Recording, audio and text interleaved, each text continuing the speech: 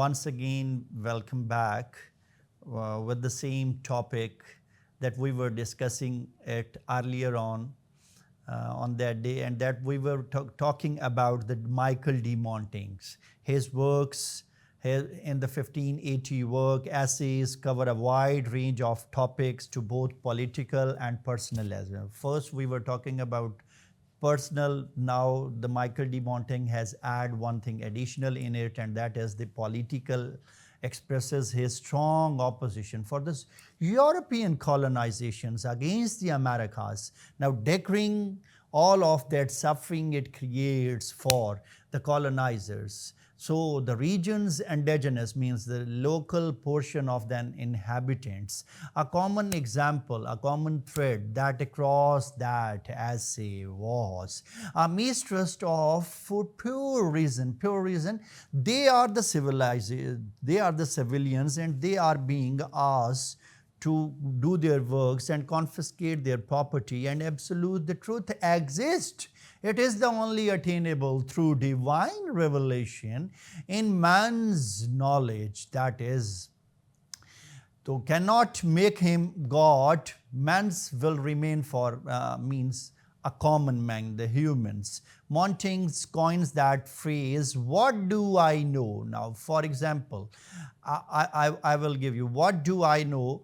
Every person must think on it. Every person, I will ask my whole class, my all individual students, ask from them that what do they know? What do they know? And they will be having very interesting, very reliable and very different kind of answers. Some will be saying, I know mathematics, the others will be saying, I know sciences, I know geography, I know my biography, I know this biography. So this is what do I know? How do I know? The other thing is moving forward. The Montaigne's greatest legacy in that way is that has an inspired others, personal essayist over the others for the past 4 centuries, means many of them, particularly those of an English authors and the others philosophers, Sir Francis Bacon.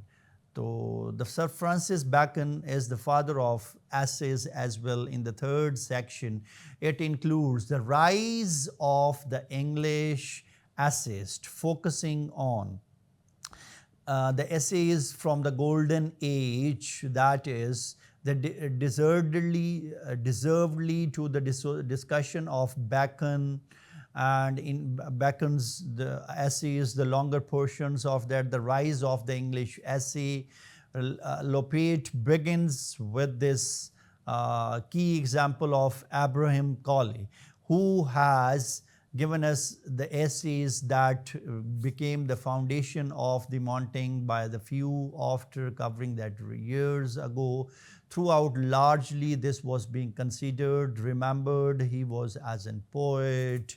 Colley wrote a number of lists of the means important essays to the wild dogs, including of greatness. For example, now see, what is the essence of essays? Their title is significant. Their title has an impact. It is a deep meaning. When we are saying significant, so I want to give you an example from what is symbolism. Actually, a symbol is a better idea, concept, an image that represents larger than itself. Means it is not like this, it is like a unique, extraordinary thing. So when you discuss the topic on a large depth, that is symbolism, in which he argues the greatness. Now every person has something extraordinary, something born geniuses, something universal. Now these qualities are being assigned to those individuals by the sense of great or greatness. Greatness lies in the natural qualities. Few are God gifted, few are talented, the other ones are the hard workers, the other ones are the smart workers, but there is an element of greatness over there. Moving forward, in which he argues that it is better to pursue little things rather than the greatnesses. But there are other things as well that must be focused. What about the greater things are very few, but little things are in abundance. So, according to the ratio proportion, one must be focusing over that as well, including Joseph Edison and Richard Still, who published much of their work in The Spectator, a very early magazine in the period published from 1711 in the 18th century up till 1712. Steele's essay, Incal and Jericho, was an instrumental. Incal and Jericho means a person in need must be appreciated, instrumental in the forming readers about the barbarities, about the casualties, about the misconducts, about the violences, about the oppressions from the slave trade, which was being favored by England, participated in the benefited regions from those economically. So Lopate goes on to explore the history again and again of the English essayist up to the last 20th century. So this important works and the writers as well. I want to start from this A Room of One's Own by Virginia Woolf, which may consider one of a primary text for feminism as well. 1946 Politics and the English Language of George as well, Orwell. Now I will give you a few examples from George Orwell. For example, there is text 1984. All the elements of dates are over there. There is no even a title under the categorization, but it is the full of brutalities.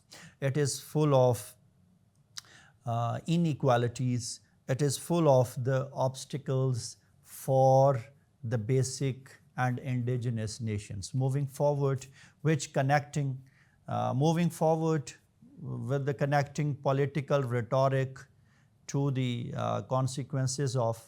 So moving forward, the political rhetoric to the definement of languages in easy, frequently cited in the discussions of the 21st century, the postmodernism, the century of the political consciousness, and the propagandists of the longest, beginning in the 17th century, within Abraham Colley's one of the greatnesses, these sections.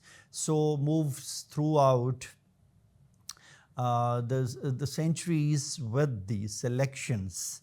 So by such William Hazlitt, Robert Louis Stevenson, Virginia Woolf, ending with George Orwell's overall impact of that. Such were the key able and joys. The fourth section over here will be covering the other cultures, other continents. Lopate examines the writers from Russia, China, Lopate, and elsewhere, as Japanese elsewhere as well. He begins with a little bit discussion of Evan Turgeon's 1870 essay, The Execution of the Top Man, that helped him out to get to be familiar and get to be popular over there. The concerns of the public was with them, the execution of the Frenchman. So this is a story of that French who murdered his wife and 6 children. Now this shows the domestic violence over there in it. The Turgeonese is disturbed by the mob. A group of people are surrounded with the executions, while considering the morality portion, that this was a capital punishment as well. When you kill 7 of the people around your family, so how unethical you are, and where is your morality that stands for that? Discusses the work of the early 20th century's essayist as well, Lou Hussein, whom the author considers like the great modern Chinese essayist writes about the other cultures as well. They are being focusing the other cultures, the other continents. People from different cultures behave different and they live in that those differences. And clear out, point out the 19th and 20th century grades Russia, Antagonese, Chinese, Ludescence. So all of these may leads you to the Japanese Gennarocho and the Tanazican Argentinian. So all these writers in the fourth section allows you to have a broader concept about the creative nonfiction as far as the art of the personal essay is written over there. The Nigerian as well, the Wole Soyinka. The Wole Soyinka has written many plays as well. So, for example, the liberator of Nigeria and have given you a poem under the name of Civilian and Soldier. The Civilian and Soldier is a narrative poem where one civilian is in a direct argumentation with an armed force. He says, "You are my soldier." He says, "You are using my weapons, you are using all things against me. But I still, I am a more patriot than you because I love you as an civilian as well as an military as well.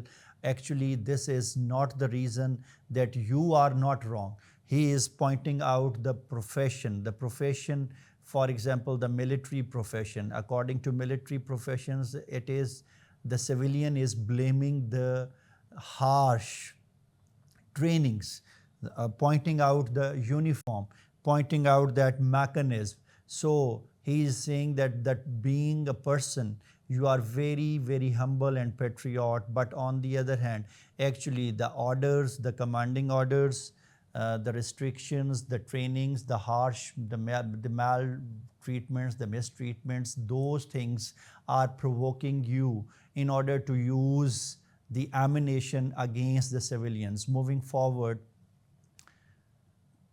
in the final section, that the American sense scene as well. Lopate focuses on a number of essayists affiliated with the transcendentalist movement, including the last thing, that is the Ralph Waldo Emerson and the Pat Jevons, Deborah Thoreau, Henry.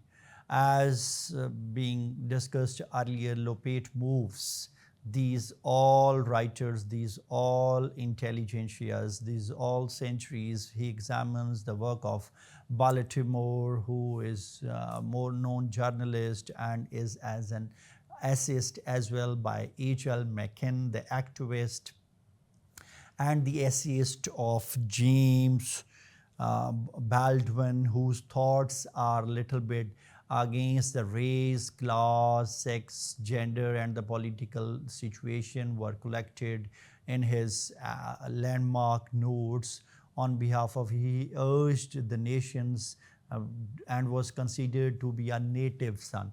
The public intellectual Gore, Weddell, and Hughes essays in that those multiple nation magazines, the rails, the passionately and desiringly, expressively against their missions, ambitions. American militarism is over being highlighted into that. The last half of the later 20th century was being discussed with them.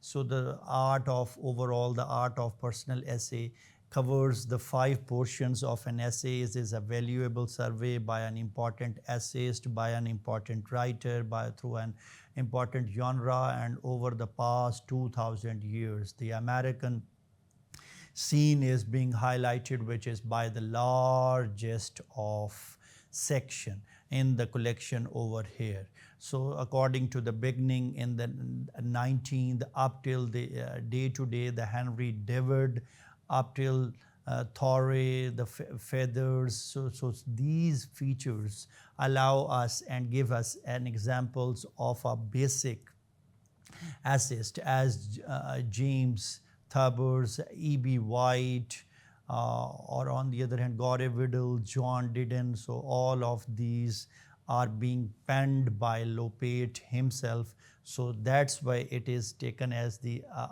part of the overall essay.